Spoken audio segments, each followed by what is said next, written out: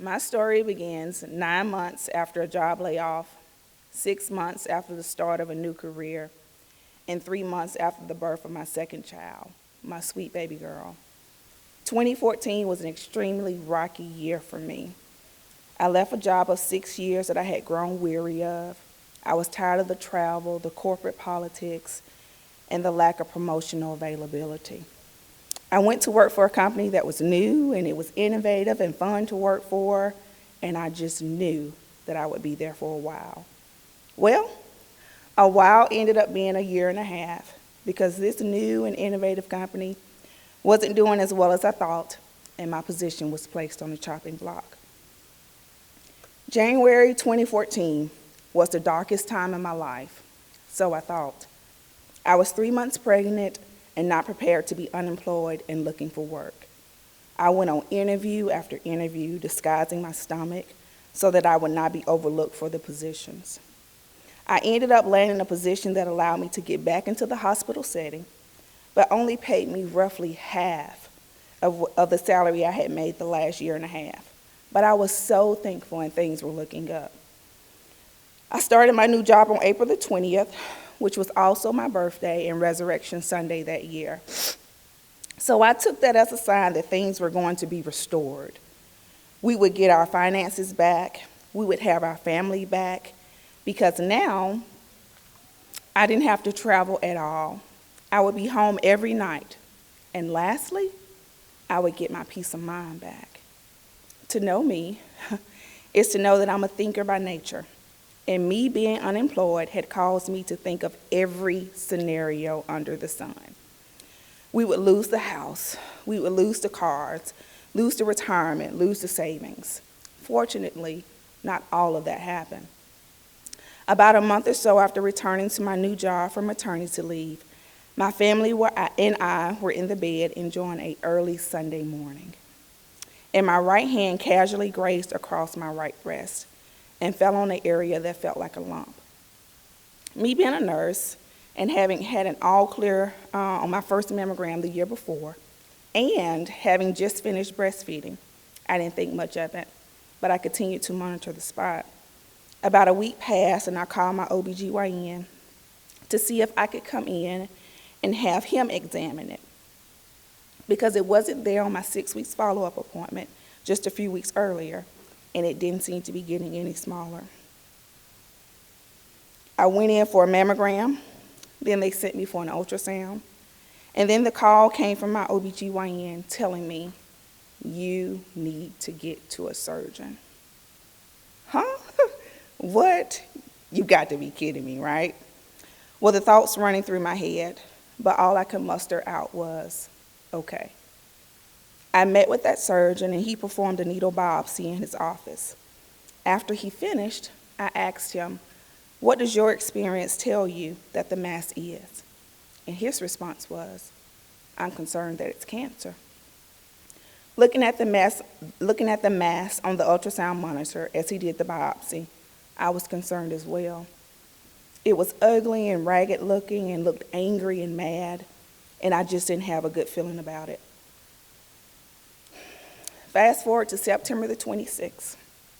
My husband comes to my job, and as soon as I saw him,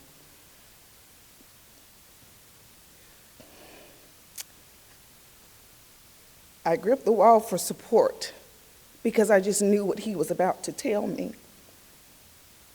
I slid to the floor, and he came to pick me up.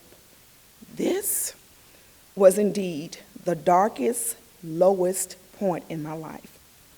Out of all the scenarios I had dreamed up, having breast cancer and fighting for my life at 36 with 2 small kids to raise was never a scenario. My turning point in the weekend following that Friday diagnosis occurred after a conversation with my husband. I told him, I know you didn't sign up for this, so it's okay if you want to go. And he looked at me square in the face saying, I did sign up for this. What did you think those vows were for? So after a weekend of crying and giving my husband walking papers, I was ready to fight.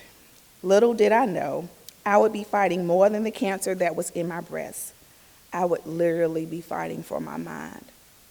For me, I couldn't get my mind to understand how a person who did everything that she was supposed to do to not get breast cancer ended up with it anyway.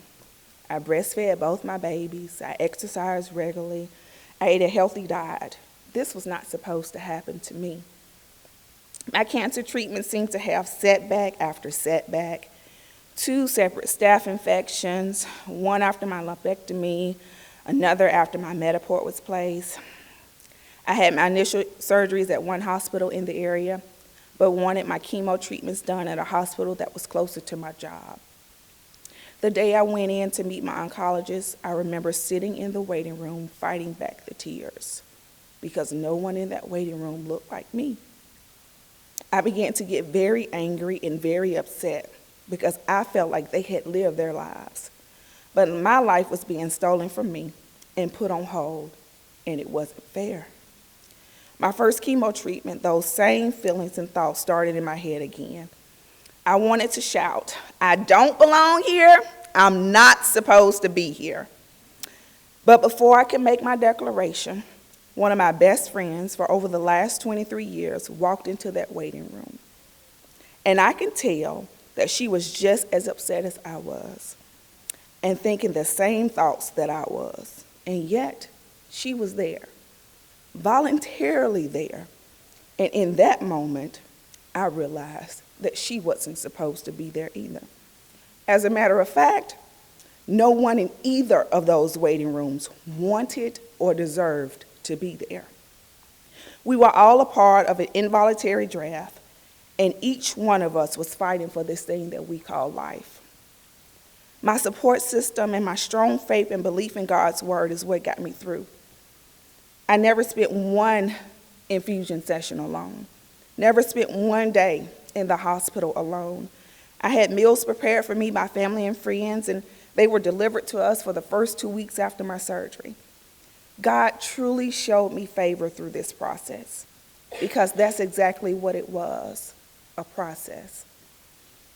My second act is nothing profound by any standard, but it's my choice to be a source of hope for people who have been dealt similar blows like me.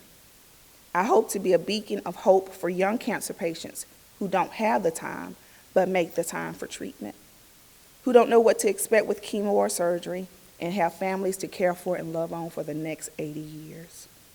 My last chemo treatment was March of this year, and bilateral mastectomy was May.